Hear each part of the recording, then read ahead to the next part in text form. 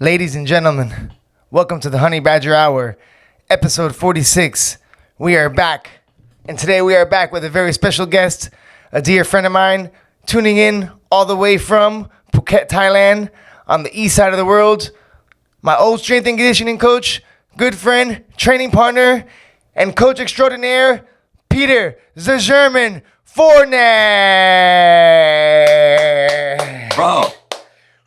Oh, do I have any Good to sound? see you. Do I have any sound effects? Let me see. No. You hear that? Yeah. I do. Man, I can't believe you dressed up for me. What's happening, brother? How you like my shirt? I like your shirt, the gun show forever. Yo, look at me. Yo, I like your shirt, dog. Remember the pants is Pete in Manila? I prepared for tonight. That's how I should have introduced you. Ladies and gentlemen, our special guest on the Honey Pantless Badger Pete. Hour, Pantless Pete, is back, but this time with pants. Hey. Bro, We have This too is many definitely- stories. this is definitely a story we can start with, especially if I see, bro, you got my favorite picture. I'm 6 years in Phuket, right? 6 years Thailand, 6 years Tiger Muay Thai. And on the wall behind you is my favorite memories. This is my favorite picture. Even so, Luke fucked it up and put his hand right in front of my face. But this is by far my favorite picture. Yeah, man. That's a great photo. That Best- one means a lot to me. Bro, this was, That might of course, be means a lot. that might be one of the greatest nights of all time. I don't think you can beat that night, you know?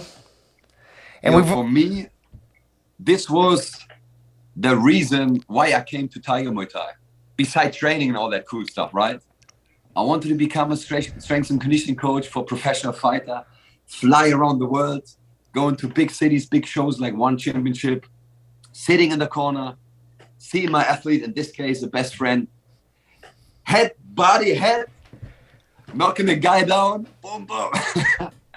And then we went out and had fucking one of the greatest nights. I mean, yeah, we had the Panthers Pete, we had Emilio with no passport.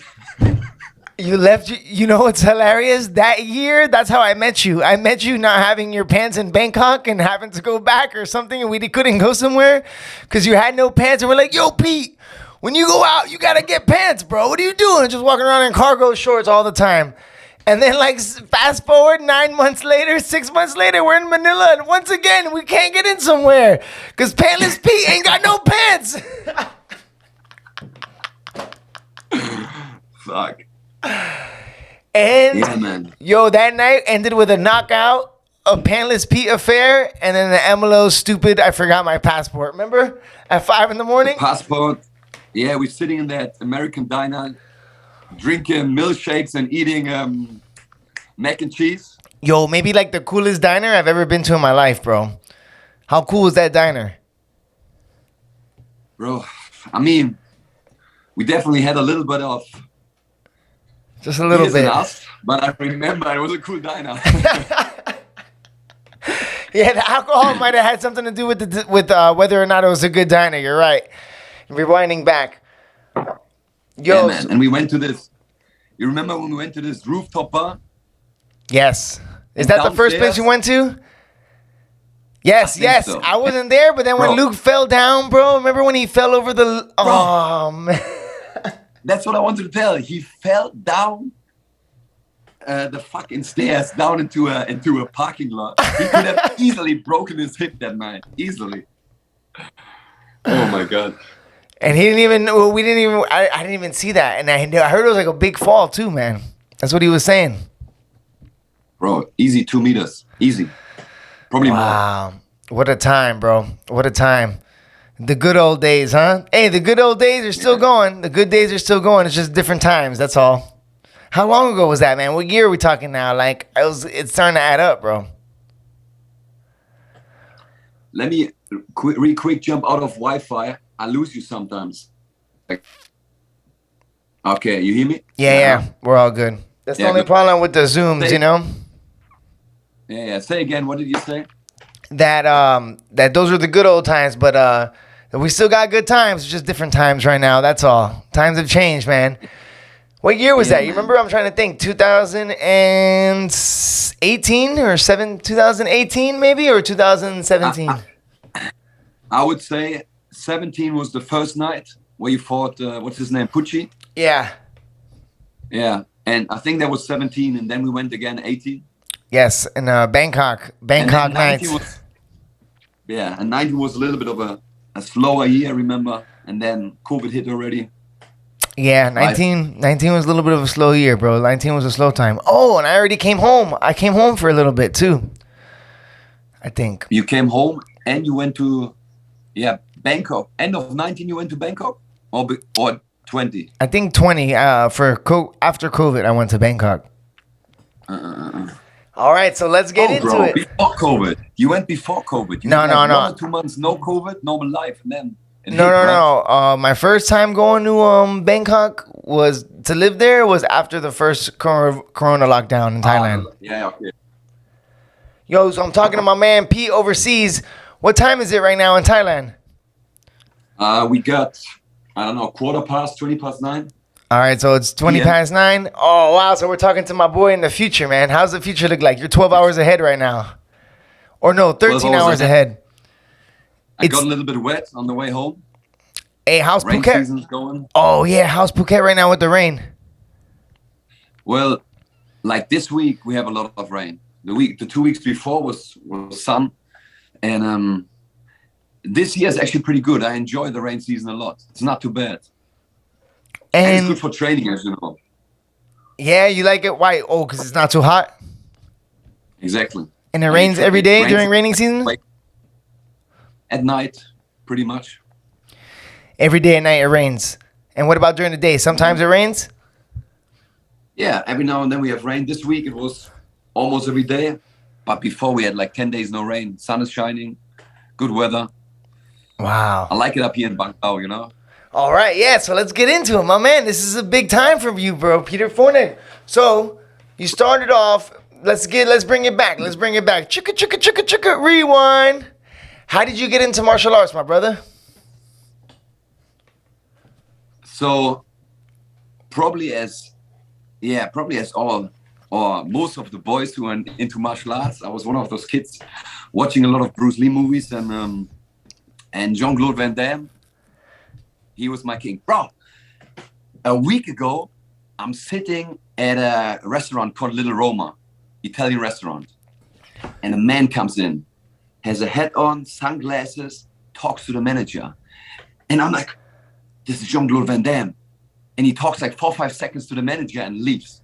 And I talked to the manager because I know him from jiu-jitsu. Yeah. I said, that was Van Damme. He said, yeah. He's here right now shooting a movie or something like this. So I was super close to my superhero. He was right next to me, bro.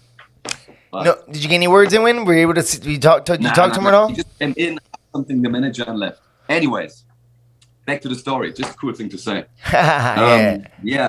Van Damme was my superhero, right? So because of him, I chose Muay Thai. I wanted to learn Muay Thai.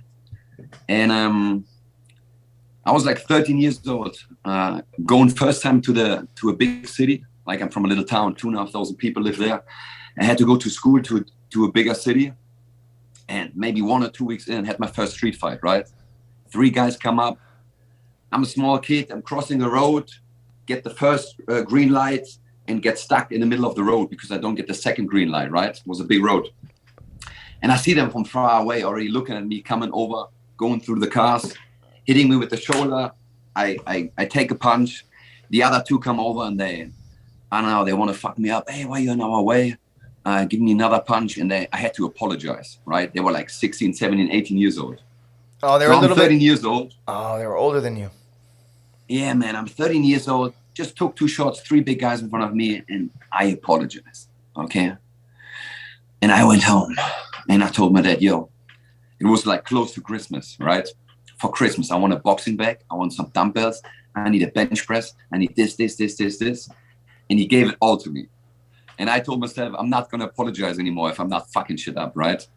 So I was 13 years old, started lifting weight in my childhood room, doing bicep curls, push-up, boxing, right? Whatever I can do, sit-ups. And And then I wanted to join Muay Thai. I found a Muay Thai gym, and that was round about the time where On Bak came out. Remember? Yeah. Yeah. So I saw that movie and I thought like, yo, like I already had Jean-Claude Van Damme. Then I see On Bak and I knew, okay, that's what I have to do. And the next Muay Thai gym was in a bigger city, good half an hour drive. And where I'm from, boxing, Muay Thai, back then at least was a little bit gangster. So bouncers from the red light district or whatever kind of people did Muay Thai and boxing. So my parents, my mom especially, she didn't want me to join the gym. So I had to wait because I couldn't go to that city. I needed a motorbike, right? I turned 16, got my driver license, motorbike, and off I was. I told my mom, yo, now I'm going to the Muay Thai gym, right? I want to train, I want to learn. Went there, straight away fall in love with Thai boxing. My coach every year goes to Thailand. Every session starts with Sawadee Cup. We finish with Sawadee Cup. And he gave that dream to me, right? He gave that dream to me to go to Thailand and practice. Yeah, so the Muay Thai you were learning was from your coach who would always go to Muay Thai, or he was already going to Thailand and training Muay Thai? So he went to Tiger a couple of times and to a few other gyms around Thailand, I believe somewhere in the mainland, you know. Is this in Cologne, Germany? Well, I grew up like a good way. The city called Koblenz is a little bit smaller. Not everyone knows that city. But I always say I'm from Cologne. Later, I moved to Cologne for university. Nice. Anyways, so there was also the time of YouTube, right? And if you Google or YouTube Muay Thai Thailand, Tiger Muay Thai comes up. Yeah. Very first video I saw was Crew O. You remember Crew O? Yep. Yeah, for sure. With the tattoo, with the sticks. What was it called? Yeah. What's the stick fighting called? I forgot. Kabong. Krabby Kabong, bro. Yeah. Hit him with the Krabby Kabong. And he does tattoos for everybody. A lot of people have tattoos from Crew O. Hey. There you go. Is that a Sakyan? Yes. And it was blessed and everything? Yes. I went to him. He took me, like he said, okay, Pete, come on this day. The moon, the stars, everything is in right order. He did the tattoo. We went to a temple, blessing. I released some fish and turtle, like give life to an animal. You buy it and then you go to a sea and you free it, right?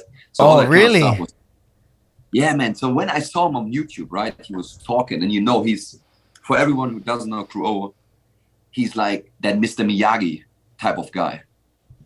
He talks, you listen. He talks about life and he's so calm and very wise guy. Anyways, I saw him and I saw like, I want to meet this man. Like, this is where I want to go. And then, of course, second video was the tryouts. I believe the 2014 tryouts. That's where I saw George the first time. You weren't there. Roger. And then I pretty much had my plan, right? And yeah. That's amazing. So you saw the tryouts, and that's how you saw the video of Crew O, but it was because of the YouTube. It was oh man, that's exactly how I saw it too. I saw the tryouts the year before, and I was like, oh man. Yeah. Wow, there you go. That's dope. Oh no, actually, so, yeah. So keep going. So then you saw so you saw Roger was on the tryouts and everything? Yeah, that was a big year. I saw Crew O, right? Yeah, I was maybe 16, 17, 18, something like this. Then the tryouts, I was obviously, 2014, I believe? Yes, sir. I was already at university, and I just got a scholarship. Yeah, I just got a scholarship to go to Melbourne, to Australia, to study there. And like the main idea, okay, we're going deep, right? Yeah, we're going deep, baby. Bro. That's the whole point, dog.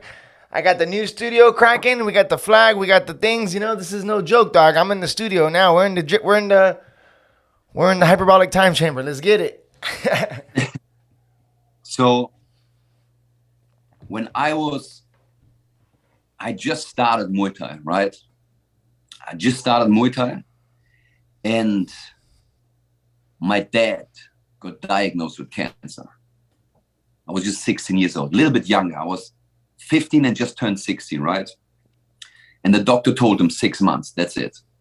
6 months. Out of 6 months, we got 3 years. first of all, during that time, like Muay Thai and yeah, the training, the grind, that 2 hours down in that little cellar was a very small, super small gym. No shower, no changing room. We had like a Thailand flag in a corner, and you go behind that flag and you get changed, right? I still have that flag. My coach, when I left, gave me that flag. It's super dirty, super sweaty. Everyone who ever got changed in there touched that flag, right? So Muay Thai became super important for me to deal with everything that was going home, was happening at home. Because over 3 years, I mean, fuck, we just had a friend with cancer. You see those people slowly dying. You never believe that it's going to happen, but it happened. Long story short, I had this rocky moment, okay? I was just 18 and a half. And on a Sunday, my dad passed away, okay? And I gave him this promise. And say, okay, like I'm going to be a happy man. I'm going to build a house, marry a woman, make a kid, name him after you. And like, don't worry, I'm not going to take drugs, alcohol, whatever it is, right? And on the next day, I thought like, okay, what would be the best thing to do? Of course, live your life as you did before. And on that evening, I went to Muay Thai, and we were only, like, by then I was training maybe 2.5 years. And it was a small group, maybe 6 people. Monday, I come in, 6 guys, everyone better than me, everyone stronger, everyone more experienced. And my coach says, let's do sparring. So my coach and 5 guys, small ring, and we just wrote sparring, 3 minutes. And I just got beaten up. And at one point, my coach turns around because I was sitting in the corner. I was suffering, you know? And he didn't know what happened. And he looked at me and he said, my guys, they only move forward. Even if they know they get punched again, they only move forward. So he gave me that little, that typical Rocky speech, right? And I started crying in the ring, and we kept going, right? And a few days later, he came to me and he said, like, yo, I had no idea. Like, I've just read in the newspaper what happened to your dad. So Muay Thai became very powerful for me. And now to go back to university and that scholarship, right? I was dealing with that loss. Yeah. I was dealing with my emotion, with training. I feel something, I hit the bag. I feel something, I lift weights. And I go. And then I was 24, 6 years later, and I realized, fuck, man, I'm like hitting the bag and going hard and just feeling something else. Worked so far, but there's more than just the feeling, right? We have something here. So I felt I needed to leave. I needed to leave my friends, my family, everyone who give me support and kind of, makes me forget about things, right? Yeah, like go, you know what I'm saying? Go find your own little journey, you know? You have to go on your little spiritual quest, which you want to call it, you know? I call it like a vision quest, you know? Like when I left, I called it going on a vision quest. I didn't know what I was doing, but like same thing, you know, like exactly. I know exactly what you mean, bro. Yeah, you knew you needed to go. So I left to Australia, and I planned already, right? I go to Australia on the way back. After I finish university there, I fly over Phuket, Thailand. I will live my childhood dream. Oh, that's right. There. You went to Australia first. I forgot. Yeah. So 2015, January 2015 was the first time me being a tiger, right? So anyways, July 14, I go to Australia. I go there, and of course, I didn't do what I wanted to do. First, I wanted to sit down, I don't know, write or be with my emotions or kind of feel what I forgot to hear. What did I do? Study, train, party, girls, train, but that's it, right? Till the day I wake up and I go early morning to across the gym, and we had heavy back squat. They wanted us to find our 1 repetition max back squat. I warm up, I squat. And 180 kg, I squat, I stand up, and something breaks. And I drop the barbell. Feel pain, right? I go home, I think like, oh fuck, I think I broke my ribs. And I'm going to an x-ray, and yes, I broke one of my ribs, and I dislocated one rib from the pressure, right? And I started to become very sensitive. Like, you touch my back, and it was like lightning's going through my body. Days go by, things get really bad. I can't lie anymore. I can't lean on a chair. And I go take an MRI, and I see that I broke my spine. What? Multiple different spots, yeah. Oh my God. So, From bro, lifting. I was fucked. Yes, so what happened is, thoracic spine, we got 12 vertebrae. And I was one of those kids in my puberty. I climbed on trees, I jumped down. I was always in the forest, right? And the doctor could show me that I had an old stress fracture at T11. That is the second last vertebra of your thoracic spine. And because in puberty, your bones are very soft, right? You grow. Anyways, while I was back squatting, that little stress fracture broke. And you can see on the MRI, it looked like that my disc exploded up into the vertebra. T12, T11, that disc exploded up. T11, T10, T9, I had small fractures. Anyways, everyone told me, I went to many doctors, at least 6 or 7. They all told me you can never do sport again. Aqua jogging and yoga, that's it. Don't lift up a 6-pack of water. And I asked, like, what about Muay Thai? No rotation, you cannot do this. Definitely not, right? And I said, like, fuck, I was completely fucked. I couldn't sleep. I couldn't, like, when I was walking, the impact of my steps shot lightning through my body, like I was falling down. So the rest of my Melbourne time, I had stopped going to university. I had to somehow recover, right? First painkillers, then I wanted to get off painkillers. I was drinking red wine, and I'm going to the ocean, the sauna every day. And then it's like 2nd, 3rd, 4th of January 2015. So I'm already past 4 months of injury, maybe 3 months. Kind of feel up, still have problems, but feeling better. I go to a doctor, asked one more time. I show him the MRI, and I said, yo, what can I do? I want to go to Thailand. And he said, no more sport for you. Jogging, in the water, yoga, Pilates, that's it. And he wanted $85 from me. I remember exactly, $85. And I told him, because he was literally looking at me, looking at the MRI, and told me my life is over and wanted $85 from it. So I showed him this little boy here and just left without paying. Yeah. Hey, the doctors, they love that money, dog. They always want their, oh my gosh. So I went down, and opposite of that clinic was a barber shop. I go there, I shave my head, take out my phone, and book 6 weeks VIP all-inclusive Tiger Muay Thai. Yeah. Welcome to the jungle. Exactly. So that was January 4th, 5th, 2015. And then I arrived in Bangkok, I believe on the 29th of January, same year, right? Had 3 nights in Bangkok, crazy night, Koh Sang Road, first time there. And after that weekend, I fly down to Phuket, arrive at Tiger. That was still the old jungle gym, right?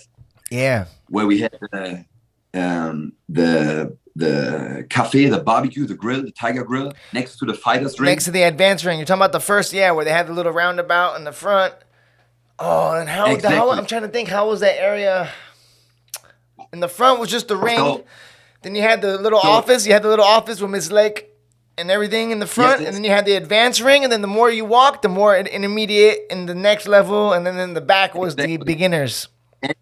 And pretty much where the offices are now, or even Tiger Grill, there was a Muay Thai area as well. Like Crew O was teaching there. Muay Boram and Krabi Krabong. Oh, and that's where you went to go? Yeah, yes, sir. I remember that. So I arrived, right? I tried the Muay Thai intermediate because like they wanted to put me in advanced, but I obviously had an injury, right? First day I go to Muay Thai, clinching. Someone touches my head, like pulls me down. I had to stop immediately. I was not able to hold it. Oh, yeah. So, long story short, 6 weeks, I was just training with Kuo. No impact. You just swing the sticks, right? Krabi Krabong, Muay Boran, playing. And remember what that stupid doctor said, no rotation, no rotation. The more I did rotation, the more I was swinging those sticks, the better I was feeling. And was listening to Kuo every day, and he was telling me how he was fixing a heart problem he had from his childhood. He had a hole in his heart.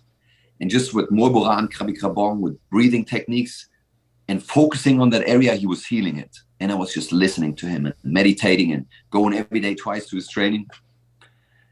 Yeah, bro. And from there, it just went up.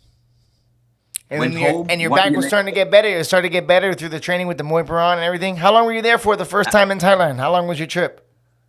6 weeks. 6 weeks. And that was the best time of my life. The old tiger. You remember, I got really good friends with, you remember the tattoo shop, Ang Malao? Yes, sir. Right opposite. Yeah, the one that's there right now. Exactly. So I was always hanging out with Pimi and I just forgot his name. Anyways, I was hanging out there. We were having Thai barbecue at 2 a.m, sitting on the road, eating chicken heart and all that kind of stuff, right? Yeah, it's awesome. I was wearing my fisherman pants. Like I did the full trip, you know? And got my first tattoo from them, more or less at the end of the trip. And yeah, man, just straight away fall in love with the people. And that was your the lifestyle, the gym. That was your first time in Thailand? Yo, what year was that? What year was that? So that was 2015, you said? 15, exactly. I came end of January and then stayed all the way to, I don't know, mid of March, something like that, 6 weeks. Nice. Hey, look, check it out. I'm gonna have to.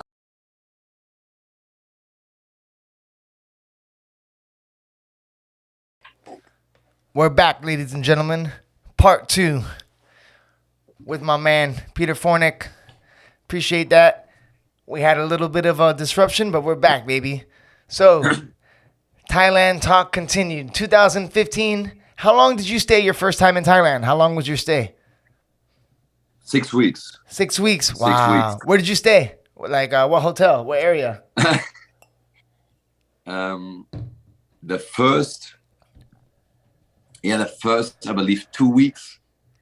Yeah, 2 weeks. The first 2 weeks I stayed at Tiger Muay Thai in one of those dorms. Big mistake. Right. Big mistake. For anybody listening to this podcast who's planning a trip. Right? For anybody, before you Don't do it. Before anybody who's planning a trip to Thailand and you have an all-inclusive package to go to the gym, opt out from the living situation. You never want to live in the gym unless it's for free. And even so, if you can afford it, I'd rather pay to live out of there. Do you agree, my man? Bro. What time would they wake up in the class? Like the first class, like 6:30? I mean, you wake up early anyways, though. You're already having second breakfast, dog. Yeah, bro. I mean, yoga starts 6:30, and then first fitness class is 7:30. I mean, you do Muay Thai anyways. Back then, right? I think today the schedule Muay Thai starts at 8. Used to be 7, I think. Back then, 7:30 or 7. Back then, Muay Thai started at 7. That's what I thought. So it wasn't too bad. But the only problem I had staying there was my Sundays. Like Saturdays and Sundays, you want to maybe sleep a little longer. You maybe plan, okay, I trained already 10 times this week, every day, twice, right? You want to stay in a little bit on Saturday and maybe do the hill sprints or whatever it is. Impossible. You cannot sleep right next to Tiger Muay Thai fitness area. There is party going from 7 in the morning. Forget it. Even on the weekends. And there's always people hitting pads. You could always hear people hitting pads next year. So you were there for 2 weeks? Awesome. 2 weeks sleeping like that? On the other side, 2 weeks. On the other side, you in the zone. You just there and you train. Like I said, I wouldn't. Looking back, it was awesome. And I also thought, as I told you, I thought I'm going to the jungle, right? Me as a German boy, I was thinking, oh my God, I'm going to Asia. I need to book the all-inclusive package. I need to get my water from Tiger Muay Thai, because where should I get my water from? Once I arrived, I realized I could buy a 6-pack of water for the same price that I pay for 1 or 2 bottles. You know what I'm saying? So, but that's the first time experience. You think like, oh, better safe than sorry, right? Yeah, when you first went, you didn't have any like, bro, I can only imagine. When you first went to Thailand, you didn't have anybody to like guide you and show you the ways or anything. You had to start everything fresh as you got there. You had to learn as you go, which I can only imagine the headaches it's going to be honest. Because when I first went to Thailand, I was lucky that I had Joe Ray, and then I had another friend, Matthew, who was living there, and they introduced me to Alex like right away within the first week. Yeah. And I still made so many mistakes and so many hiccups and so many things that you end up doing on your own anyways with the guidance of people. So I could only imagine like all the hiccups and learning bumps you go through when you go there alone. Yeah. So all my planning, my going was alone. But then a couple of days in, I met one German guy. I was working with him back in Germany, in Düsseldorf. Like I was doing already some strength and conditioning in one of the MMA gyms. Back then it was called Agogi MMA. And this guy, Nick Salchov, awesome dude. He comes to Thailand since, I don't know, 2008. He hasn't been for ages, but he told me, after your 2 weeks, you go to Mama, to Forest Bungalow. So I met Mama, best place on Soi Thait. Mama's restaurant, Forest Bungalow. This woman is amazing. Amazing. The best place. Anybody right now to this day, if you're going to go to Tiger Muay Thai Phuket, if you're going to go to Tiger Muay Thai Phuket top team, the other one that's there, Dragon Muay Thai, Unit 57. What is it called? Unit which one? What's the number of the Unit 27. Unit 27. Phuket Fight Club down the street. The best place to stay in Cholong, without a doubt, without question, is Mama's Cafe and Hotel and everything. Forest Bungalow. Forest Bungalow is what it's called. The best bungalows, the best restaurant. She's a true mama. A true mama. I broke my leg in Muay Thai. She brought me everything I needed. Like every day she brought me food. She takes care. She's a real mama. So if you're new and you like mamas, she's the one. Yeah, she'll take care of you for sure, man. That's she's like awesome.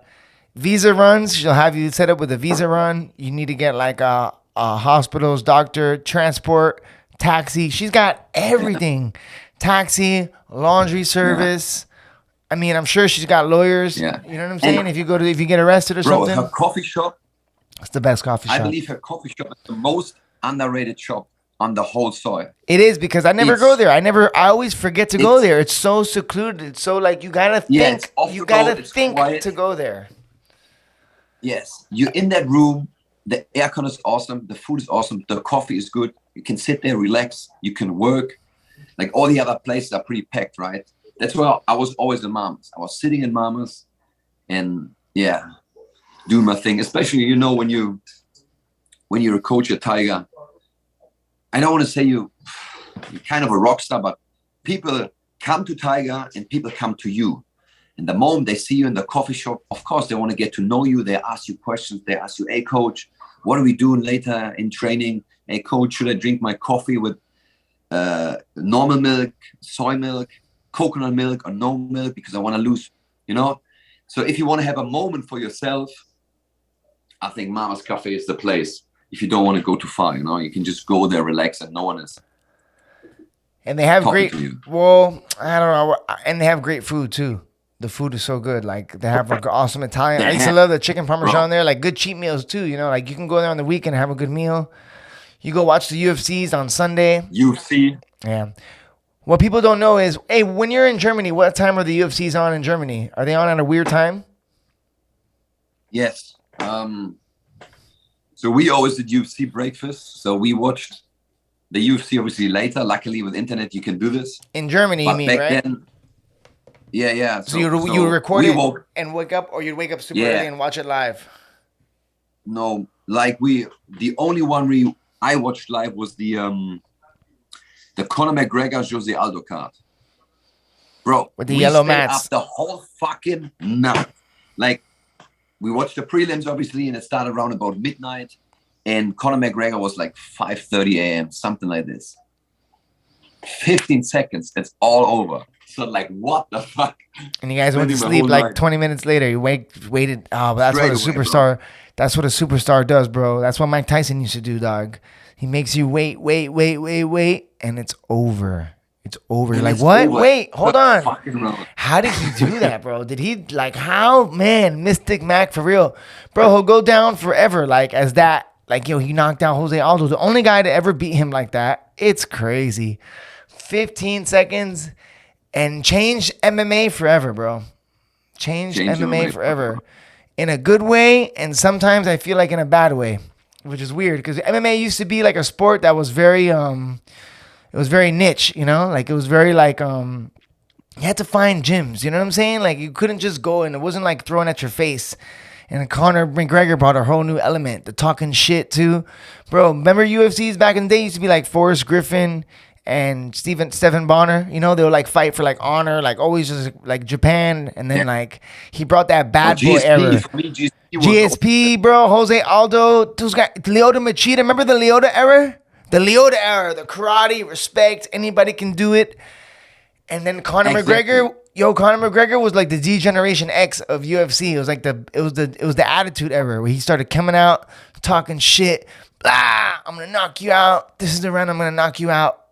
Who did that in MMA? I'm trying to think. Like, bro, he changed MMA so much that you would wake up, you stayed up till 5:30 in the morning that's such a random time. Like, you have to watch random, like, bro, 2, 3, 4 in the morning, you're watching prelims. Yeah.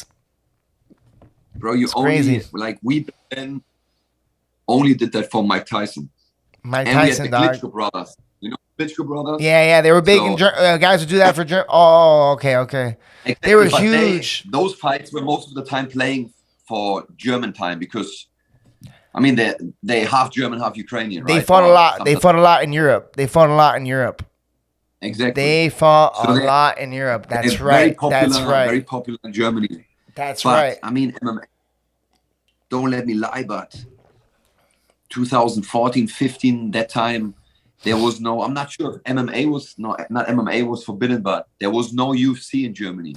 No, it was very... It was not allowed. I think first UFC was in Berlin or Hamburg. I remember because, yes, it wasn't that long ago because I was training in Tiger and Nick High was getting ready for a fight, bro. Have you met Nick High? Exactly. Of course, I met Nick Hine when I was 20 years old because I went to university. I went to the German Sport University in Cologne, so I moved cities. And there was, I'm not sure if this club is still open, Combat Club Cologne. And Nick Hine was training there and teaching. I think he was teaching a kid's judo class. So I met him there. And then years later, I was sitting, it was the first time I came to Tiger. I was sitting in Tiger restaurant. Probably Bruno was somewhere next to me in the ring hitting pads. And Nick Hine came with his wife and his son into Tiger looking for a base. And yeah. No way. What are you doing? Yeah, so we met after years back in Thailand. That's when the MMA room was in the back, right? Exactly. The Terror Dome. That room was so hot in there, bro. So, wow, man. So you traveled alone to Thailand. What an experience, right? Like, what do you recommend? Isn't that something I always try to tell people? Like, I tell younger people what an experience it is to, like, travel the world. Like, man. Like, so you think with the passing of your father, that's what kind of, like, inspired you to, like, go out and start doing, like, you had to, like, go out and live this journey, right? And, like, go out and hit the spiritual quest or whatnot. So you ended up in Thailand training with Crew O. Man, alone, bro. So then you made friends. Obviously, you make friends as you go along on the road alone, right? But I'm thinking about, like, the first flight. You know, when you get on the plane and you're, like, alone, you're like, damn, you're going to... What did you think when you first got to Thailand, bro? Because, like, when I got there, it was a little bit more nice than I thought. I was like, man, I thought I was going to the jungle, dog, you know? Like, I thought, like, elephants were going to be, like, people were going to be, like, in the rickshaws. You know what I'm saying? And then when I was, like... in the car, I was like, okay, like I noticed there's no speed limit. I was like, oh shit, this guy's driving fast, bro. Like in a little Toyota car I've never seen, you know? Bro, there are no red lights, nothing. You just go. Oh, and I had a great experience for Thailand right away. My first 16 minutes in Thailand, I think the cab driver is gonna rob me and put me in the back. I think I'm about to get extorted for all my money and robbed because he stops in the middle of the highway. And I'm like, yo, what are you doing, bro? You can't just stop here. He just stops to go pee in the middle of the street, dog. Yo, Hey, if you're driving PIT, Uber... Thailand. This is Thailand, bro. For people who don't know, bro, if you're driving in Miami, if you're driving Uber in Miami and somebody's in my car and I pull over on the highway and I pull my dick out and piss in the middle, and I don't even hide, dog, and I go right to the grass and pee on the side of the road and then get back in the car and go, sorry, nah. Bladder. Toilet, no toilet. Yo, dog, in Thailand, when you gotta pee, you pee, dog. You pee. That's life. Bro, it's normal. And that's not the only thing you do on a highway. During COVID, right, we had fucking nothing to do. And the moment Phuket opened up, remember the island was locked. We're not allowed to go down. The moment the island opened up, I took my motorbike for a trip, 2 weeks around the south of Thailand. So I went all the way down to the Malaysian border. I went to up to Koh Samui, Koh Phangan, that whole ride at it. You didn't go on your motorbike. You went on a motorcycle. On my motorbike, like the big one, though. A big one, yeah. Yeah. So I had a lot of time to think, right, while I'm driving. So I was thinking, as I said, I'm from Germany. We have the Autobahn. We can drive pretty fast on the Autobahn. Oh, that's right. Because, listen, because we follow rules. We all have a driver license and we agree on things like everyone drives in the same direction. There is like a minimum speed. You have to at least drive 120 kilometers per hour to join the Autobahn. You cannot go there on a scooter, right? Because you just drive 60 on a scooter. Anyways, I was driving on my motorbike thinking of what is the difference between this highway and our Autobahn. So first of all, I said already, we all drive in the same direction. Second of all, most of the time, there are no dogs on the Autobahn, right? On everywhere in Thailand, we have dogs. There's a lot of dogs. Second, no scooters.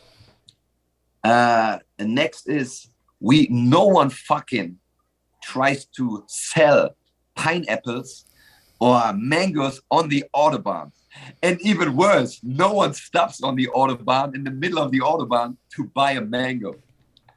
All that is happening in Phuket, all that is happening in Thailand. It's crazy. Yeah, and you'll have like a family of 4 on a scooter with a monkey and a dog. And they'll be holding like a dresser that they just bought a big seat to bring back to the house. Bro, I just turned Thai this year. I have a little scooter and I bought one of those sidecars with the sun and rain roof. Yeah. You have one and it covers you? So you're just driving like completely shielded? Yes. I can go do my shopping in it, you know? I'm official Thai. All right, so let's get into it. Oh, yeah. So, man, you're official Thai now. When did you go back to Thailand to start working? Because I wasn't there when you went, right? When you started working in Thailand. How did you start working in Thailand? How did you start working at Tiger Muay Thai? So, right before I came first time to Tiger, I wrote in my, in my book, in my memoirs, right? I wrote, round about August 2014, I wrote, I'm going to be a strength and conditioning coach at Tiger Muay Thai. And I set that as my goal, tried to visualize it. And the first time I went, I had that childhood dream, right? Training in the jungle. But I wanted to find out is there a job like strength and conditioning coaching for fighters? Because when I was 16, my coach told me, oh, don't lift weights. It's going to make you slower. We only do body weight in martial arts, right? Like, that's how we grew up. Then I went to university and everything I learned that's completely wrong. You want to lift to get more flexible. You want to lift to get more strong, more powerful, whatever it is. Anyways, I came and I saw that job exists. 2015, January, I see Andrew Wood, the strength and conditioning coach back then, the head coach at Tiger Muay Thai. And I thought like, okay, awesome. A year later, I wasn't even really planning to go again in February 2016. But I don't know if you remember. You remember that girl, Ariana? She was like 40-ish years old. Awesome woman. I met her the first time I came. She left her country. I think she was from New Zealand to come to Phuket, Tiger Muay Thai, live her dream, right? Practice Muay Thai. And then she had her very first Muay Thai fight in a stadium. And after the fight, she died on her scooter. I know exactly what you're talking about. Fuck. Yes. So, and the day before her fight, I had a little call with her, right? And I said like, yo, this is awesome. You're going to fight. You're doing it. And on the next day, Saturday morning, I see, back then Facebook was still big. I see a lot of posts on Facebook and I couldn't, suddenly I realized, okay, she passed away, right? That night. And there was a Saturday and I thought like, oh my God, like this life is so real and you have some dreams. And sometimes you live your dream on your last day, right? In her case. So on Sunday, I booked my flight to go 2 months to Tiger Muay Thai again. Fly in February, March, and I stayed all the way to end of April. This time with the idea, to shake hands, to get to know people and to apply for a job. So I came out again. Woody gave me the opportunity to teach every Saturday. You remember the wild card? Yeah. Obviously, I thought like I'm a cool guy and he trusts me, he wants me to teach, but no one really wants to work on Saturday morning, right? Because Friday night you go over the hill to Patong, yeah. right? So I was allowed the grunt work every Saturday. You got the grunt work. Yeah. And anyways, after 2 months, I was talking to Woody and he said, yo, mate, come back at the end of the year and we see what we can do. I went back to Germany, finished everything I had to do at university, applied for a second scholarship, a scholarship that would allow me to write my bachelor thesis at Tiger Muay Thai about martial art tourism. Was very interesting. We can talk about this in a moment. And this scholarship would also pay my flight, pay my rent for the first 6 months. I had training at Tiger for free. And after, I don't know, a couple of months, I got like the meal card, remember? 10,000 baht to eat. So my first 6 months was saved. So I got that scholarship, came over. Wow, that's awesome. 12th of September, 2016. Started right away pretty much. I worked 8 months for free before I got my contract. Like back then, and I really enjoyed this back then, you really had to prove yourself to become part of the team. And Woody took a close look at you if you fit in the team, because the team he had was more important than the person that want to come in. No matter how smart you are, how good you are as a coach, whatever it is, if you don't fit in the team, you did not get the job. And after 8 months, I signed the contract and then everything started. Wow. Well, that was that was probably when and I think that's when I was gone, right? That's when I think I was in America at the time. And then when I came back, you were already coaching. Because I remember when I came back one time, I think, damn, I forgot where I was, but I came to Thailand. Oh yeah, I was living in Singapore teaching over there. And then I went to go get ready for a fight. And then that's when you had came to Tiger Muay Thai while I was in Singapore teaching for a little bit. I was with Luke over there and training and stuff like that. And then when I got back, that's when we got on the road. That's when we got ready for, that's when I started my one championship debut. And that's like when all the fun started, all the fun happened, man. What a time to be alive, huh? So yeah, tell me about that. So you went to school and you said you want to talk about that a little bit for the sports. What did you study when you went to school? And you learned a lot about lifting and what did you do? Nutrition or just fitness? Bro, so first I want to become a teacher, sport and mathematics. Me too. You too? Well, I was going to school and I didn't know what I was training martial arts and I was fighting already, like amateur. And I was going to school and I didn't know what I wanted to go to school for, but I was just going to school because I didn't, I didn't want to not go to school or so. I thought you needed to be educated, And I was like, all right, I'm going to try and be a fighter, And I was like, and if I can't fight, I'll at least teach it. And I wanted to I was going to go to school and become a sports teacher. if I didn't Yeah. make it in fighting, you know. And I was gonna be like, oh, if I can't do martial arts professionally, then I'll at least teach kids martial arts. And I wanted to bring jiu-jitsu to Miami schools, you know. That was my goal back Yes. then. But then I ended up moving to Thailand and fighting and all. But so another route. But So that was my backup plan, and then I burned the backup, you know. yeah, I think you would have become a great teacher, same as I thought for myself. But we both would have become problem within the system of school. We wouldn't Because survive, you dog. Have to be one of these. behave like this, and like kids love you. Like I had an internship at a school doing mathematics and the physical education, right? And if someone didn't listen up, I told them to shut up. And the second time, the whole class went down and do push-ups, and they loved it. We had clear borders, and after my first week or two, the kids came to me and say, "Oh, Mr. Forneck, we want to get some muscle. How can we do this? What can we do at home?"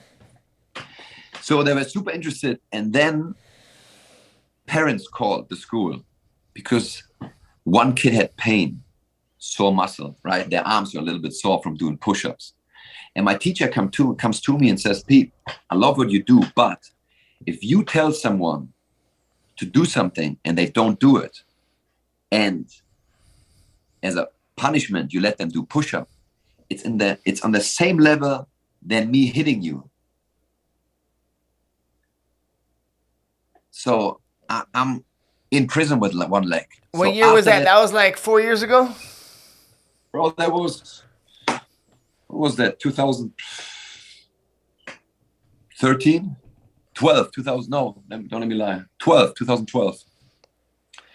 So then I realized, okay, I still want to become somewhat of a teacher. I love to work with kids. Let's study sport and performance. So I switched to sport and performance, which was a bachelor.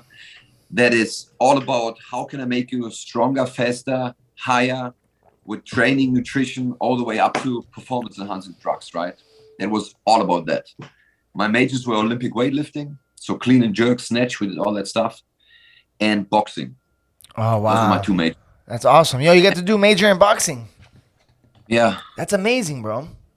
yeah. That must have been fun, right? And did you do any like what was that like? What did you do? What's a boxing class like? And what does that consist of in school? In school, so it was very basic Russian style. So you're the teacher, you stand in front of people, 20 guys, and you say 1, 2, and we have to step, now backward, step, and you punch, right? And now to the right, step. And there had to be clear. If you go to the right, you lead with your right leg. Like very standard as you learn at the beginning. Yeah. You go to the left, you lead with your front leg. And like there was no, like back then I was already watching some of the boys cutting angles and shuffling and doing stuff, right? And that was very old school, old Russian school. You always start with a jab, very high guard, very traditional, which I believe is great to learn as let's call it as a foundation. Because when I started Muay Thai, I never really learned about footwork, kicks, knees, elbows, all that stuff, but how to properly move, how to manage distance, how to keep your balance, how to move from side to side. We never talked about it, right? So and then went all the way to sparring. And actually, that was pretty cool because there was no very small martial arts community at my university. It's a massive university, massive campus. There was everything for track and field athletes, indoor and outdoor, swimming pools with everything. Zero martial arts, almost. So me and my friends, we actually started, like, I don't know how you say in English, but it's from students for students. Like you can come every Friday, I think it was 11:30 a.m. Yeah, I got you. I teach you Muay Thai. My friends was teaching you boxing, bro. And that became super popular. And then once per semester, we did a university fight night. So let's just assume you and me, we are in that class and we practice and we both want to fight. We get teamed up because we have the same level and we have to perform. We have to show a good fight. Yeah. If you knock me out, we both lose. Our fight is over. So we had to show our skill without knocking each other out. And I tell you, a lot of people got knocked out. So what happened, if you and me, we went 2 minutes really hard and showed and performed. After the 2 minutes, we both got ahead and we were walking around. And I was fighting there, but I was also managing the promotion, right? We organized it all together. So the crowd, it was like Fight Club. We had no ring at the beginning. So there was a crowd. Oh my God. And you guys were just fighting on the floor? We were fighting on the floor. That's why we had bad knockouts. Anyways, so everyone who came to watch those fight nights became $2. We printed dollars, university dollars. And you can give one or both dollars to the fight and the fighters you like the most. So you and me, we're in a team, right? We walk around, we collect those dollars. People loved our fight. Then everyone fights who wants to fight at the night. We count the dollars and the winner gets around 3. So we already fought 2 rounds of 2 minutes. We both won. And then we get the final fight. We get around 3 and fight in front of the whole crowd, right? So that was awesome. So we built a big community, and over the years, we built a real fight team.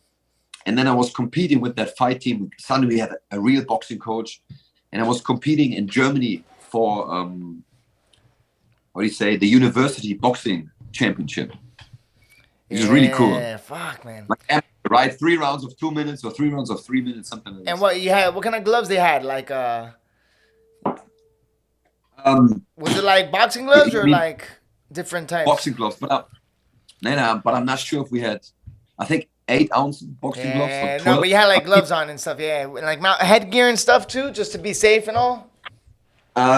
Like, because it's technically not for no money, right? It's like amateur, right? It's like exhibition, like smoker fights, like. But we had no headgear, no headgear.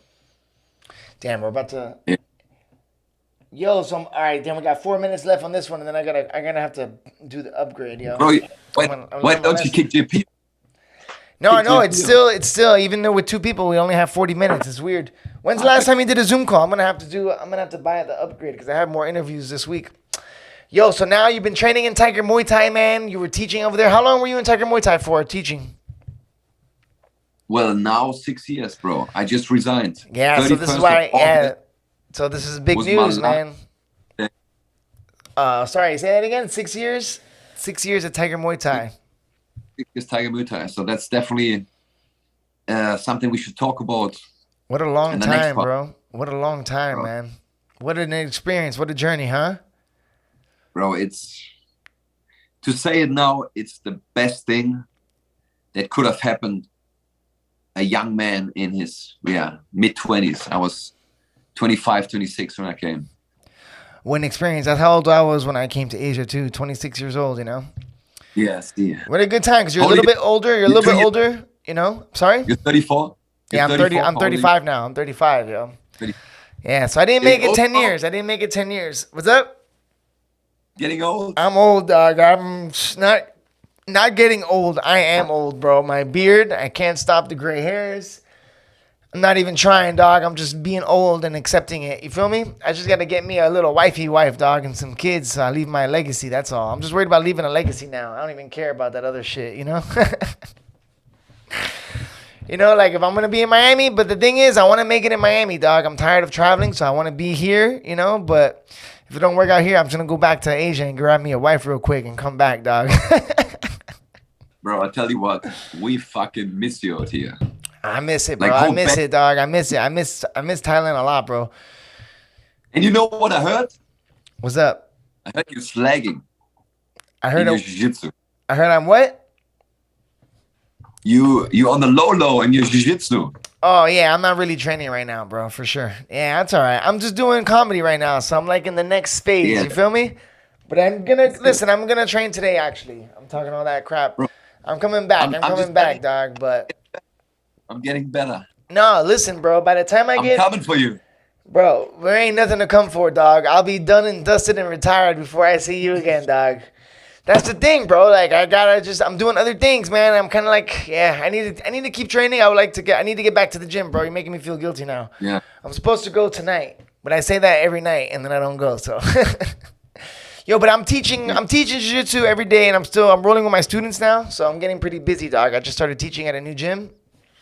Yeah, And man. You teach a lot of stories. It's good. yeah. So I'm teaching MMA, I'm sparring, so I'm getting it in, bro. So, but I need to get in with I need to train at my home gym with my coach and get beat up by the boys, you know? Yeah, for sure. Round 3. We're back. I appreciate your patience, Peter.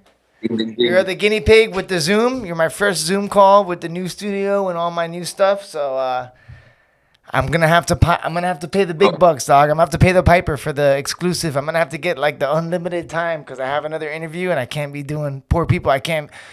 People ain't gonna have the patience you have, bro. But you've been dealing with me for a long time, so you're used to it. Bro, yo, remember our first, some of our first training sessions? Yeah, dog. Yo, listen, I learned a lot from you, bro. And you know what's funny? You are one of the people that made me finally understand, like, all right, you need to learn, like, you taught me how to become, all right, with work, I've never been late. If you pay me, like, if I'm going to go to a job, growing up as a kid, and I used to have a boss before, but I never thought about it like this. And you know what? I've always been an athlete, and now as a coach, I admire what I've learned from you so much as being my coach when I first started, when I was an athlete, you know, and like, yo, the respect, the time, and being on point, bro. If anything I learned from my German peoples, bro, you made me so punctual, man, that it's changed me forever. Because I remember, like, everybody in Miami, we call it Miami time, you know? In Brazil, they call it Brazilian time. In Asia, they call it Thailand time. You know what I'm saying? But like, I realize every country they got this, but. And then yeah, man, I remember that you pulled me up one time for coming late to the sessions, bro. I would come in a little bit late with my coffee, take a shit, bro. And then I remember, bro, I was like, oh man. And I remember, I don't know if I ever told you about that. Late. Yeah. Bro, you came 50 minutes late. It's 7 in the morning. It's 7:15. It's early, dog. It's 7 in the morning, bro. At 7 in the morning. Hey, at 7 means we train at 7:20. All right. Come on, dog. But here's the thing, bro. You can be late for me too, all right? Bro, you come in with your iced latte or whatever in your hand, 15 minutes late, walking slow, shouting over the fence, yo, I take a quick shit. 15 minutes later, it's 7:30. You slowly coming out of Tiger bathroom. I'm going to edit this part out. I'm going to edit this part out. Yeah. But listen, you pulled me up one day, you were like, yo. And then I was like, all right, you know what, bro? You're a fucking asshole, Emilio. Don't be an asshole anymore. So you see, if I was just egotistical, I'd just be like, oh, Peter, blah, blah, blah. I'll just curse you out, be like, oh, this guy, you get mad at me. But no, I was like, what did I do wrong, bro? That's my boy, and I don't want to upset my friends, you know? But then, how about when like 3 months later, when I was out of town for a little bit, and we came back, and you were like, yo, meet for lunch? And I was like, yeah, let's go. And I was sitting there waiting for you with a coffee. I knew it, bro. I was like, I'm going to beat the German, dog. I'm going to be on time from now on. Yeah, man. That was good. Yo, man, so it's kind of crazy that we do the podcast today, and it's like, bro, it's kind of like big news. So you spent 6 years at Tiger Muay Thai, and I just saw recently that you're going to make some changes in your life, man. So what's going on now in Peter Forneck's life in Thailand, bro? How's it going? Yo, it is obviously exciting, right? New things are always exciting. We always want to grow. It was also very emotional. Like Tiger Muay Thai, I left my home, my family, my friends, not to go to Thailand. I left them to go to Tiger Muay Thai, right? And as I said before, that was the best choice I've ever did. The experience I made, the people I met, the friends I made. And I mean, you've been there longer than me. You saw the changes. People come, people go. I was talking the other day to a friend about Soy Thai, right? You and me, we came, it was the fighter street. Mm. Then it turned into the fitness street. It was more about looking good, running around, right? The CrossFit dudes had like, how do you say, paint on their nail and like neon yellow shirts on and stuff. It was the fitness street there. the good-looking people street. And then it kind of turned into a performance-enhancing drug street. Everyone was on test. And from Monday to Friday, people were vegan. And then on Friday night, they jumped on the coke and were partying all weekend long, right? So it was kind of there was a weird period. And then for the first time, and bro, you can tell the bigger story. For the first time, there was violence on the road. Never before I saw that. And then COVID came, wiped everything out. Like, Phuket was dead. And bro, now I think we have 6, 7, 8, 9 weed shops on Soi Thait. One weed shop, like, how do you say, dispensaries? One weed shop, bro. I think it's the best name. It's called Soi Thait Weed. Instead of Soi Thait, Soi Thait Weed. And I feel like all the way from Fighters Road, Fitness Road, blah, blah, blah, we might now go into a new chapter. You know, the Ganja Road, however you want to call it. And so I never thought about that. It's a big change over the years, right? We came to the Fighter Street, and then so much happened, and now it's just different. Oh, so there's gonna be people that are gonna go there to like smoke, and which is nothing wrong. It's fine. Listen, people love to. I like to smoke weed, you know, but it's gonna be a different. It's gonna be a different environment, a different vibe of people, you know. But the stoners will be better than the juice heads, you know. Exactly, and I'm not saying it becomes a stoner street. It's just what I observe, right? I came to a Fighter Street. Everyone was jogging early in the morning, Muay Thai shorts everywhere. People were hitting pads, and then it had that transformation, evolution, however you want to call it. And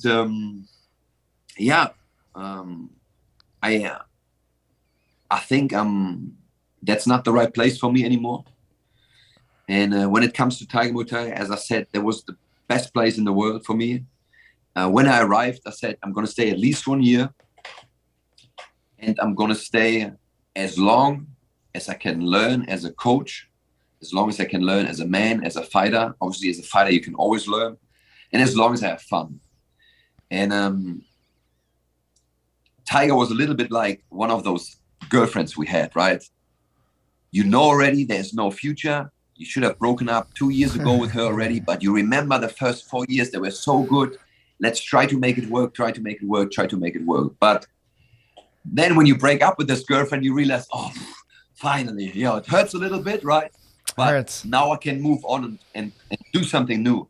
So that's a little bit how it feels. Like, I'm a little bit heartbroken. I love this place. I love Tiger. But I don't have the same passion anymore, doing the same thing. I don't feel like I can grow there anymore as a coach. Money-wise, right? I'm not 25 anymore. I want to build a life. And so it was, it was time to move on. It's not good for me, not good for the company. And I should make space for a new young man who comes in and wanna dream the same dream, right? That's a beautiful way to look at it. Resigned. Resigned 2 days ago. 31st was my last day. Wow, perfect timing. And what's next on your adventures? What's next on the Peter Forneck route? So I opened a company. So I'm my own man now. I got my visa, my work permit in my own hands, which feels really, really good. You got your own work permit. And you have your own business, and you open up your own business in Thailand? In Thailand. Wow, what's the name of your business? It's Kettlebells and Conditioning Asia. Wow, beautiful. I like the ring to it. Kettlebells and Conditioning. Yeah. And what's KCA. I'm gonna send you a shirt. I'm gonna send you a shirt. Oh, I'm gonna need one. And what's this consist of? What's your business gonna be about? So, as said before, I always wanted to be a teacher. I'm somehow a teacher, but I want to go more into education. That means Kettlebells and Conditioning Asia is a company. It's an education certification program. So let's start like this. There is no kettlebell king in Asia. And I want to be the kettlebell king. There are kettlebell kings in Russia, in Europe, in America. Really? But yeah, Yeah. Who's the in kettlebell king California, and who's the kettlebell king in America? Steve Cotter. He's awesome. Like my first coach at home, he learned from him. So I learned a lot from Steve Cotter, and I'm doing his certification. So I learned a lot from him. From him, learned a lot from the Russian style kettlebell training. And I want to conquer that market.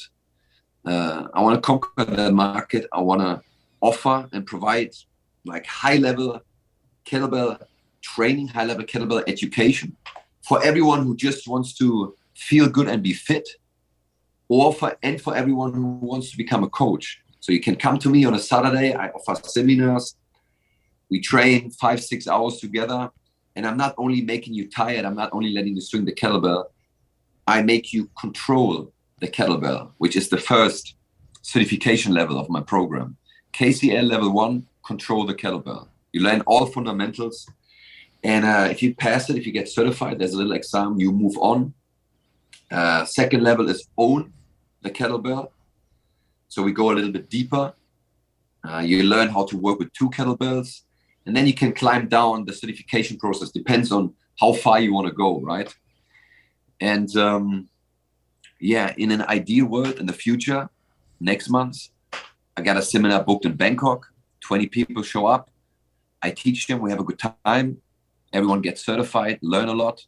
A month later, I fly to Singapore. A month later, I fly to Kuala Lumpur, to Manila, to wherever. And I wanna be the guy who brings quality training, quality kettlebell education to Asia. Wow, that's awesome, man. And where are you gonna be? And are you gonna be still? Where are you gonna be training at now? That you're not? Are you still gonna be training at Tiger Muay Thai? Or are you gonna be switch training? Bro, my base is gonna be Bang Tao. Wow, where's Bang Tao at? Where's Bang Tao? Bang Tao is a little bit closer to the airport. So if you see Phuket, north-south, right? Tiger's pretty much in the bottom third. And Bang Tao is in the top third on the west side. Close to the airport, let's say 20 minutes. We got beautiful beaches up here. The area is actually named Bang Tao. So the gym is named Bang Tao Muay Thai and MMA. My old team, all the way from the Hickman brothers, right? Our coaches, we got the Hickman brothers. We got Alex Shields. Alex, my black belt, exactly. We have Woody, Andrew Wood, my old head coach. So I'm going to train with those guys. In the future, I will work there. Wow, that's beautiful. Once high season is coming closer, they want to increase the fitness schedule, and I'm going to take some part in that program. And of course, I want to have a base. I want to improve my jiu-jitsu. I want to do my striking. I want to train with my friends. I want to work with my friends. And Bang Tao is going to be my home for work, my home for my training and my people. Yeah. That's perfect, man. So if people want to check you out in Thailand and then they want to train with Peter and they used to train with you in Tiger Muay Thai, they can still catch you in Thailand. So if they're going to make their weekly or yearly trip, they can for sure go see you. They just got to go check you out in Bang Tao. In that area, from what I'm seeing, I'm going to make a trip in December, and I can't wait to go out there, man. I can't wait to see you guys. And you're going to be a part of the best team in Phuket, probably, for sure. Like the best team in Thailand, man. Maybe Southeast Asia. They got a lot of good people training over there right now, huh? They have a lot of superstars coming through there already. Absolutely. That's what I believe. Like it's a big name is one thing, but people, especially returning customers, they don't come to the company. They come to the people they met. They come because they want to train with Emilio. They come because they want to train with Frank. They come because they want to train with Woody Fitness, whatever it is, right? So, it's already a strong team, and the place is growing. It's beautiful. It's right next to the beach. It's like 2-3 minutes drive.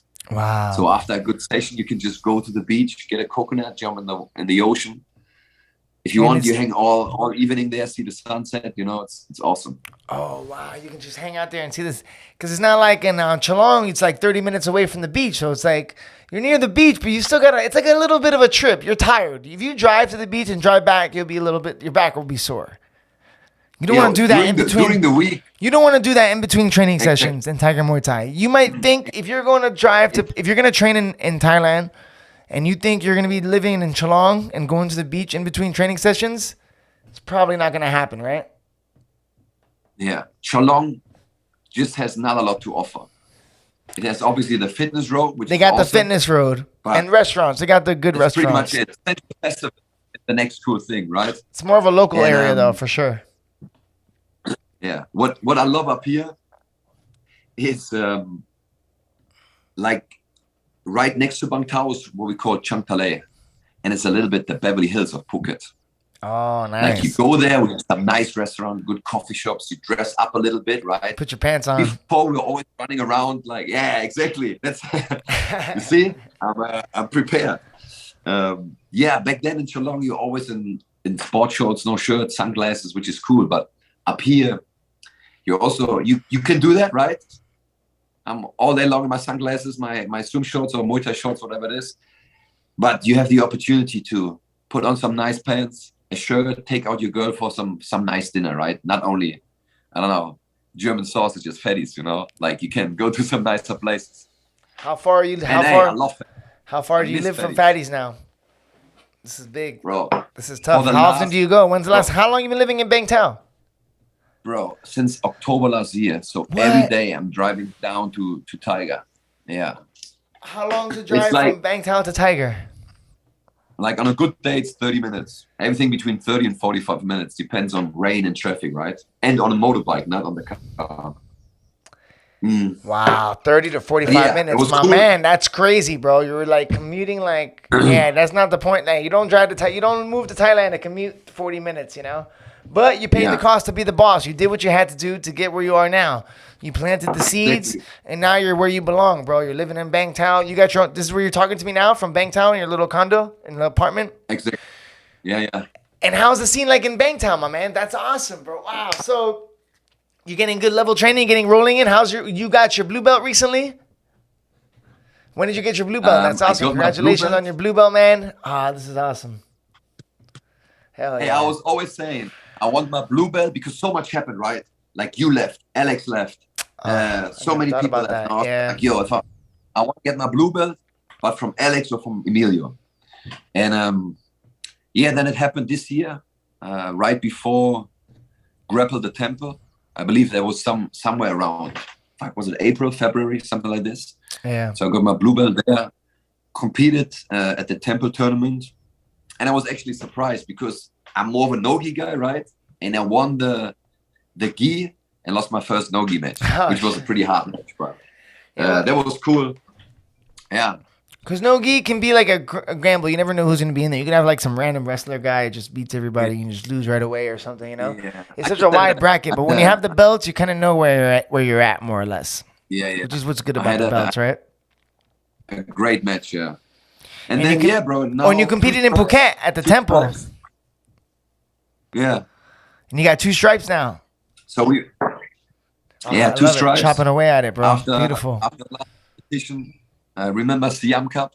Yeah. Remember Yeah. It's Siam Close Cup? guard Pete. Close guard Pete. Siam Cup, I'm pretty It was sure. the best day of the year. Yeah. And close guard beat, it's still in my head. This year when we went, listen, I had 3 points for my game plan. Number 1, cooking the beans. Always. You got to cook the beans. I knew I make you tired, right? Cooking the beans, don't end up on the close guard, and Kimura. Those 3 things were in my head. And I had to And repost that's it. pretty You much know- what I did. I saw a highlight reel of the house special. Cooking the beans, then it switched to the Kimura. I love it. And you're so strong that, Exactly. and like some people don't like the Kimura because it's a strong man move, but you're a strong man, so it's perfect for you, baby. Ah, so Yeah. good, dog. Oh man, how's Yeah, Frank man, that and was a George? great Everybody, you weekend. wrestling and you're wrestling with the boys and Bangtown stuff, getting the work in. Bro, I can't even tell you when I went the last time to the pro MMA. Because I had to drive every day up and down. I That's always right. come That's late. right. Yeah. Like a good day, I arrive 3:45 at my house. And you were training I'm still in jiu-jitsu at Tiger night, gi and you train. Yeah. Gotcha. So I was training jiu-jitsu in the morning at 10, and then had to leave like stop 20 past 11, and then drive down to Tiger to teach at 12:30. And then in the afternoon I was doing strength training or go to the evening class. Exactly. But yeah, since 2 days, I don't have to ride my bike down there. I feel pretty relaxed. Yeah. I take the whole September off so I can focus on my business. I can calm down a little bit, train. You know, I haven't done any Muay Thai since 3 days. I'm hitting pads again, which is pretty cool. That's awesome, bro. My man. Yo, so Pete, working and you coming in December? I'm looking to plan a trip and coming in December, so you guys hold on tight, all right? I'm gonna focus on getting my black belt right now, all right? I'm gonna go to the gym. It's Friday morning when we record this, so I'm gonna go train tonight, train some jiu-jitsu, all right? I'm gonna get my ass I'll stop playing around, and then I'm gonna go over there and I can't wait, man. I can't wait to go over there and see Bang Tao. See all you guys, see all the homies. It's been too long, man. I really do miss Thailand a lot, you know. I'm getting used to my ways here in America, but it's a little bit weird, you know. I'm still like 50-50. I'm like, am I coming or am I going? Am I coming or am I going? What is it that you like? I just like being, I'm with my family here, you know what I'm saying? So I like to be close near my family. And that's about it, bro. My family, and I'm doing comedy every night, bro. So I don't know if I'm about doing comedy in Phuket. I know here I can do comedy every night almost, and that's my new thing, bro. So people call. I'm not training jiu-jitsu, but I'm training comedy, bro. I swear to God, I'm training comedy. Like I'm gonna do it. Like I'm gonna do this podcast. That's my goal right now. Just to get on stage every night and make as much content. So I've just been working a lot, just trying to invest in my little studio here, you know. So I bought some shelves on Amazon. You know what I'm saying? I got this little world map. So I'm trying to get like different guests, bro. So like trying to stay eccentric with it. You feel me? I got my dog from Germany right now talking. I'm gonna have Bruno up next. Trying to get guests from all over the world, man. Bruno up next. Yeah. So I'm just trying to get like people from all over the world, you know. I'm gonna get Martin too, Martin Gill. So we'll have some good stuff, man. But my man, that's good. Where can the people find you if they want to train with you in Phuket? So in Phuket, as I said, Bang Tao Muay Thai and MMA up in the north of Phuket. I'm going to be the whole September there, training myself. But of course, if you come around and you give me a shout, I'm there. I also will be probably a good week in September. I will be on Koh Phangan. You remember Pascal? Yes. He opened Martial Arts Academy Koh Phangan. So it's his birthday next week. I believe on the 15th, so a good 10 days or so. So I'm gonna go visit him, stay there a little bit, learn some German striking from him. That's gonna be great. And enjoy the island a little bit. And yeah, man, over the last 2 days, a lot of people wrote me because they obviously saw the news on Instagram, me leaving Tiger. And I'm not gone. I'm still on the island. I'm still doing what I'm doing. I wanna keep teaching everyone who's coming. If you're a complete beginner, if you want to lose weight, build muscle, whatever it is, all the way to the professional fighters, you still find me on that island. And I look forward to meet all of you. If you're a professional athlete or if you just want to get into fitness, if there's anybody you're going to train with in Phuket, I definitely recommend my boy Peter Forneck. Prepared me for a few of my fights and won championship in the end for almost all my fights in the last few years that we were there together. So, you know, I couldn't have won it. I wouldn't have won it any other way, man. I learned so much from you, bro. And I really enjoyed chatting with you, man. I appreciate you coming on with us. You know what I'm saying? Taking the time. You feel me? In the new studio. The way it goes quick, dog. We're on our third set right now of 40 minutes, man. It's crazy, bro. I had to wait 45 episodes. Hey. Coming on, you know? Hey.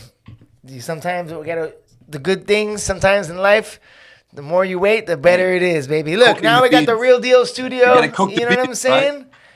The beans are ready, baby. The beans are ready. Yo, man, I really appreciate you coming on the podcast, brother. All right? Where can the people find you on social media? And if they want to train with you or whatnot, where can the people find you before we let you go? Yeah, the easiest thing would be Peter Forneck, FORNECK _KCA. KCA stands for Kettlebells Conditioning Asia. That's what that is. Now, I got you.